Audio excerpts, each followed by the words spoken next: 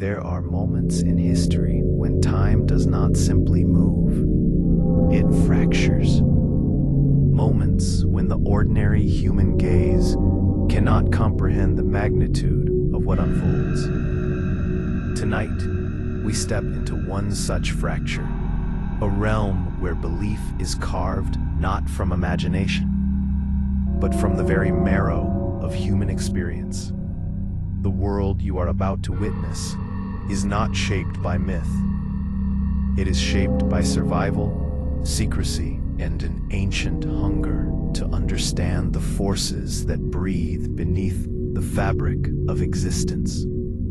For centuries, people whispered of the old ways, shadowed practices carried through time like smoldering embers, waiting for a gust of courage to reignite them. But what most never learned is that these old ways did not vanish. They merely retreated, adapting to every threat, molding themselves into hidden enclaves protected by silence. Inside countless villages, forests, and dim-lit cottages, rituals continued, veiled behind ordinary lives.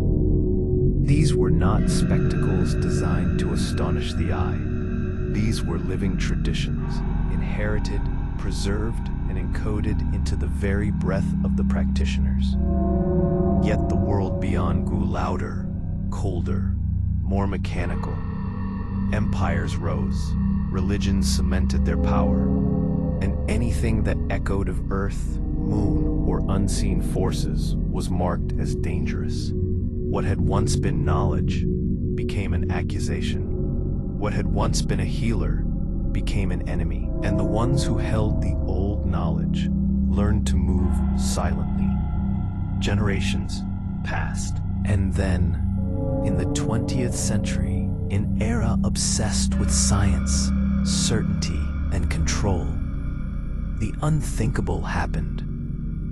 One man stepped out of the quiet shadows of tradition and dared to lift the veil. He spoke not just of rituals, but of lineage, of spiritual archaeology, of a system older than kings and churches. His claim was audacious, his courage reckless, but his impact irrevocable. A revelation rippled across the Western world, unsettling scholars and igniting the curiosity of thousands. The so-called witchcraft people believed had died centuries earlier suddenly stood up, alive, breathing, and looking history directly in the eyes. But here's the truth that most still do not grasp. He did not simply present a belief system. He presented a reconstruction of human consciousness, a worldview where nature is not an observer, but a participant, where ritual is not superstition, but a symbolic map to the inner machinery of the soul. Many dismissed him. Many worshipped him. But only a few understood what he was actually protecting. He was not reviving a dead past. He was salvaging a buried one. And so the question emerges, the same question that has haunted historians, skeptics, and practitioners for decades. How much of what he revealed was ancient truth, and how much was a modern reimagining? To answer this, we must descend deeper, past the comfortable assumptions, past the popular interpretations, into the labyrinth beneath the culture he exposed. Within this hidden labyrinth lies a mosaic, fragments of prehistoric rituals, remnants of folk magic, encoded symbols, seasonal rites, whispered invocations passed down through covert channels of memory. These pieces do not align neatly into a single narrative. Instead, They form a pulsating, evolving organism, part history, part mystery, part spiritual defiance. The real power of these traditions was never in the spectacle of ritual. It was in the psychological architecture behind them. Every gesture, every circle drawn, every chant spoken in darkness was a calculated act of transformation, a confrontation with fear, an embrace of intuition, a realignment with the primal rhythm humanity once lived by. This was never about spells. It was about sovereignty of the human spirit. There is a particular kind of wisdom that survives persecution, a wisdom that evolves under pressure. When a tradition is forced underground, it stops being ritual and becomes resistance. Every whispered teaching becomes a rebellion. Every preserved symbol becomes a declaration that the human desire for meaning cannot be extinguished. Those who kept the old knowledge alive were not merely practitioners. They were custodians of an alternative worldview. A worldview where time is cyclical, not linear. Where the divine is immanent, not distant.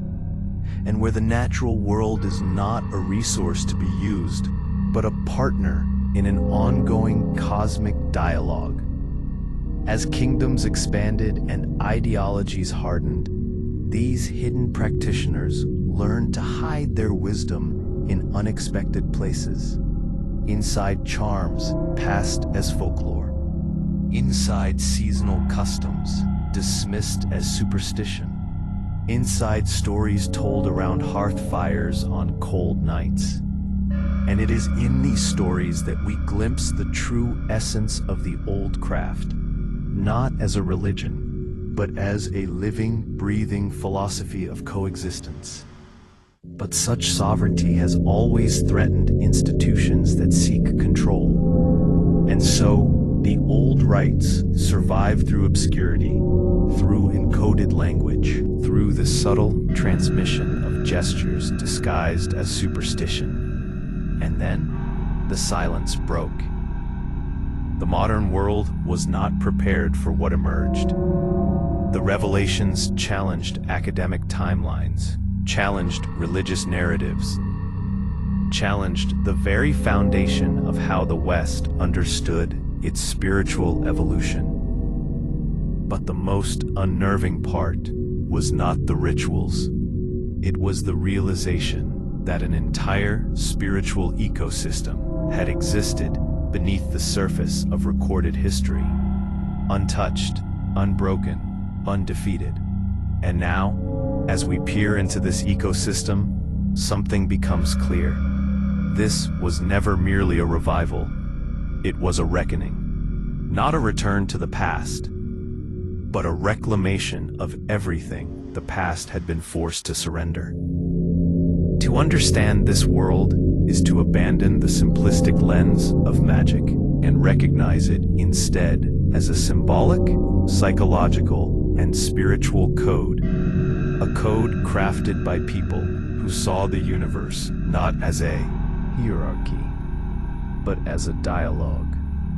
A dialogue between the visible and the invisible, between human intention and cosmic rhythm, between life, death, renewal. The deeper we travel into this forgotten landscape, the more we see that it is not primitive, it is intricate. Not chaotic, but engineered with purpose.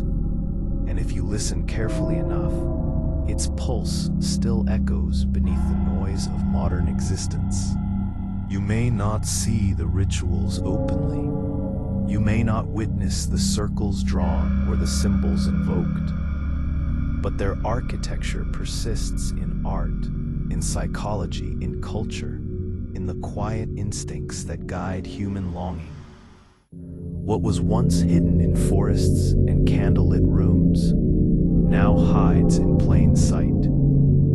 Because the truth is simple. You cannot extinguish a worldview built into the human condition. Tonight, we step over the threshold, not to glorify myth, but to explore the intelligence behind it, not to chase spectacle, but to confront the philosophy encoded in secrecy, not to judge the past, but to understand the forces that shaped it.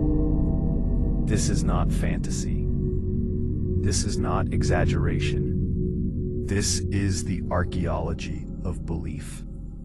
And the deeper we go, the more the shadows begin to speak. The old craft never truly vanished. It simply waited for the world to be brave enough to look at it again. And now, we look. Agar chahe to main isi script ka